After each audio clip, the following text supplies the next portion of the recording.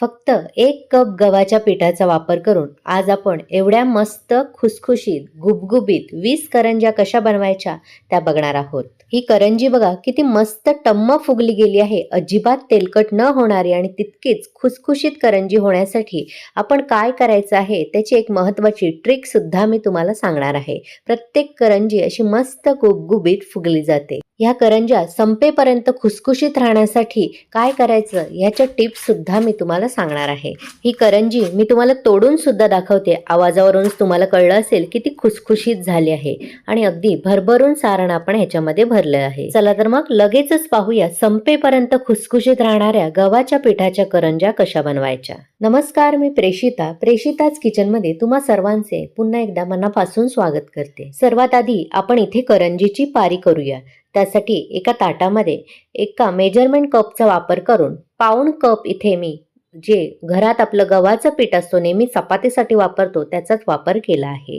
1/2 cup म्हणजे साधारण 100 gram आणि त्याच कपाने 1/2 कप पेक्षा थोडंसं कमी मी बारीक रवा घेतला आहे. रवा सुद्धा 100 ग्रॅमच आहे, पण तो जड असल्याने थोडंसं वजन जास्त भरतं. त्यामुळे 1/2 कप पेक्षा थोडंसं कमी आपल्याला बारीक रवा घ्यायचा आहे. रवा पारीमध्ये घातल्यामुळे करंजी अगदी मस्त खुसखुशीत तयार होते आणि अगदी संपेपर्यंत महिनाभर तशीच टिकून राहते. आता यामध्ये आपल्याला चवीप्रमाणे मीठ घालायचं आहे. आता सर्वात महत्त्वाचा पदार्थ तो म्हणजे 1 चमचाभर इथे मी पिठी साखर घेतली आहे. पिठी साखर घातल्यामुळे करंजी आपली खुसखुशीत तर तयार होतेच, त्याचबरोबर पारीचं वरचं आवरण आहे ते जास्त वेळ खुसखुशीत राहण्यास मदत होते आणि अजिबात आपली करंजी तेलकट बनत नाही. त्यामुळे आवर्जून 1 चमचाभर पिठी साखर घालायची आणि व्यवस्थित या पिठामध्ये एकत्र करून घ्यायची. आता एका कडल्यामध्ये 1.5 मोठा चमचा भरून मी साजूक तूप घेणार आहे. म्हणजे 1.5 टेबलस्पून एवढं मी साजूक तूप वापरलं आहे. 100 ग्रॅम आपण गव्हाचं पीठ आणि रवा घेतलेला, त्यासाठी 1.5 टेबलस्पून आपल्याला साजूक तूप वापरायचं आहे. आता हे तूप छान मी कडकडीत गरम करून घेणार आहे. तयार केलेलं मोहन आपल्याला या पिठावर घालायचं आहे आणि एखाद्या चमच्याने सुरुवातीला मिक्स करून घ्यायचं आणि थोडंसं कोमट झालं की हाताने व्यवस्थित असं चोळून सर्व पिठाला लावून घ्यायचं, जेणेकरून पिठाच्या प्रत्येक कणाकणाला हे मोहन चांगलं लागलं जाईल. एकदा मोहन सर्व ठिकाणी व्यवस्थित 1-2 मिनिटं असं मिक्स करून झालं की अशी मूठ करून बघायची. ही अशी मूठ बनते म्हणजे आपलं मोहन अगदी अचूक प्रमाणात झालं आहे. आता यामध्ये आपल्याला थोडं थोडं पाणी घालून पीठ मळून घ्यायचं आहे. फार जास्त सैलसर पीठ मळायचं नाही, पण मऊसूत मळायचं आहे. फार घट्ट सुद्धा मळायचं नाही. इथे बघू शकता मी मऊसूत असा पिठाचा गोळा बनवून घेतला आहे. फार जास्त घट्ट किंवा फार जास्त सैल नाही. आता मी हाताला अगदी थोडंसं 1/2 चमचाभर तेल घेतलं आहे आणि हे या पिठाला लावून पुन्हा एकदा पीठ चांगलं मळून घ्यायचं आहे. आता हे पीठ झाकून आपल्याला अर्धा ते 1 तासासाठी असंच बाजूला ठेवायचं आहे, म्हणजे यामधला रवा सुद्धा छान फुलून येईल. आता आपण करंजीचं सारण बनवायला घेऊ. त्यासाठी एका कढईमध्ये 1 मोठा चमचा भरून मी खसखस घातली आहे आणि खसखस आपल्याला मंद आचेवर काही सेकंद फक्त तडतडेपर्यंत परतवून घ्यायची आहे. आता ही खसखस लगेचच आपण काढून घेऊयात. आता मी थोडंसं अगदी चमचाभर यामध्ये साजूक तूप घालणार आहे. तूप विरघळलं की यामध्ये काही मी ड्रायफ्रुट्सचे तुकडे, त्यामध्ये काजू, बदाम, बेदाणे आणि थोडीशी चारोळी घेतली आहे. ती सुद्धा मंद आचेवर काही सेकंद मी परतवून घेणार आहे, म्हणजे आपलं सारण टिकायला मदत होईल. अगदी 1-1.5 महिना आपलं सारण व्यवस्थित राहतं, अजिबात खवट होत नाही. त्यासाठी सर्व पदार्थ आपल्याला भाजून घेणं गरजेचं आहे. आता ह्याच कढईमध्ये 2 घट्ट कप भरून इथे मी किसलेलं सुकं खोबरं घेतलं आहे आणि वजनामध्ये हे 125 ग्रॅम एवढं आहे. आता मंद आचेवर हे सुकं खोबरं सुद्धा 3-4 मिनिटं आपल्याला अगदी सोनेरी रंग येईपर्यंत, कुरकुरीत होईपर्यंत भाजून घ्यायचं आहे. एकदा असं सोनेरी रंग आला, छान खोबरं खमंग भाजून झालं की लगेचच हे सुद्धा मी काढून घेणार आहे. आता कढईमध्ये 1 मोठा चमचा भरून मी साजूक तूप घालणार आहे आणि त्यामध्ये 1/2 कप म्हणजे 100 ग्रॅम एवढा बारीक रवा घालायचा आहे आणि हा रवा सुद्धा आपल्याला 10 ते 15 मिनिटं मंद आचेवर छान खमंग होईपर्यंत आणि थोडासा रंग बदलेपर्यंत आपल्याला भाजून घ्यायचा आहे. इथे 12 ते 13 मिनिटांनंतर बघू शकता छान रव्यामधून सुगंध बाहेर यायला लागला आहे आणि रंग सुद्धा बदलला आहे. आता लगेचच गॅस बंद करून हा रवा सुद्धा आपल्याला थंड करून घ्यायचा आहे. इथे भाजलेले सर्व जिन्नस आपले थंड झाले आहेत. आता हे सुकं खोबरं मी हातानेच चुरून घेणार आहे. तुम्हाला पाहिजे असेल तर तुम्ही मिक्सरला थोडंसं फिरवून घेऊ शकता, पण मिक्सरला जास्त फिरवला तर लगेच गोळा होऊ शकतो. त्यामुळे असं हाताने मस्त चुरून घ्यायचं. हाताने चुरून घातल्यामुळे सारणाला एक छान टेक्स्चर सुद्धा येतं. आता या सुक्या खोबऱ्यामध्ये भाजलेला रवा, ड्रायफ्रुट्स आणि खसखस आपल्याला एकत्र करून घ्यायची आहे. आता हे सर्व जिन्नस पुन्हा एकदा आपल्याला व्यवस्थित एकत्र करून घ्यायचे आहे.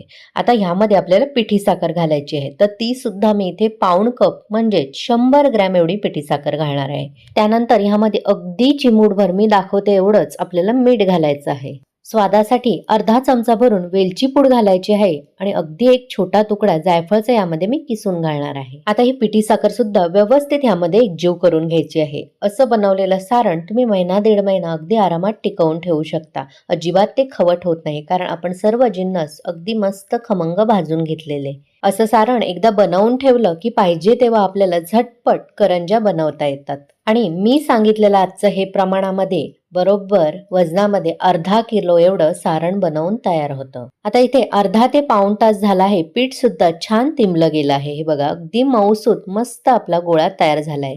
आता हा गोळा पुन्हा एकदा आपल्याला मळून घ्यायचा आहे आणि याचे छोटे छोटे गोळे म्हणजे आपल्याला लाट्या बनवून घ्यायच्या आहेत. फार गोळे बनवून ठेवायचे नाहीत. सुरुवातीला 3-4 करंज्या बनवायच्या आणि हा पिठाचा गोळा आपल्याला झाकून ठेवायचा आहे, म्हणजे तो कोरडा पडणार नाही. आता यातली एक लाटी छान एकदा अशी मळून घ्यायची आणि ही आपल्याला लाटून घ्यायची आहे. पीठ किंवा तेल अजिबात लावायचं नाही, अशीच लाटून घेऊ शकता. तुम्हाला जर वाटत असेल थोडंसं चिकटतंय तर गव्हाचं पीठ भुरभुरून घेऊ शकता. ही बघा, इथे मी एक पुरी लाटून घेतली आहे. फार जाड नाही किंवा फार पातळ नाही. अशाच पद्धतीने आणखीन 2-4 मी पुऱ्या लाटून घेणार आहे. आता आपण लगेचच करंज्या बनवायला घेऊ. त्यासाठी यातली एक मी पुरी घेणार आहे आणि इथे आज मी करंजीचा साचा घेतला आहे, म्हणजे एकसारख्या करंज्या बनतील. तुम्ही पारंपरिक पद्धतीने किंवा कातणीने किंवा मुरड घालून सुद्धा करंजी बनवू शकता. आता ही पुरी या साच्यामध्ये भरायची आहे आणि कडांना बाजूने असं थोडंसं एक बोट पाणी लावून घ्यायचं आहे, म्हणजे आपली करंजीचं सारण बाहेर येत नाही आणि तेलामध्ये ती सुटत नाही. आता यामध्ये एक मोठा चमचा भरून आपल्याला सारण भरायचं आहे. साच्यामध्ये करंज्या केल्या की भरपूर असं भरभरून सारण भरता येतं. आता ही करंजी आपल्याला बंद करून घ्यायची आहे आणि बाजूचा पीठ आपल्याला काढून घ्यायचं आहे. ही बघा, इथे आपली पहिली मस्त अशी नक्षीदार करंजी तयार झाली आहे. अलगद ह्या साच्यामधून आपल्याला काढून घ्यायची आहे. अशाच पद्धतीने उरलेल्या सर्व 4 करंज्या मी इथे बनवून घेणार आहे. आता या करंज्या आपण लगेचच तळून घेऊया. त्यासाठी गॅसवर मी एक कढईमध्ये तेल मध्यम आचेवर चांगलं गरम करून घेतलं आहे. यामध्ये एक पिठाचा गोळा टाकून बघायचा. हा बघा, असा काही सेकंद थांबून लगेचच वर येतोय, म्हणजे तेल आपलं अगदी व्यवस्थित गरम झालं आहे.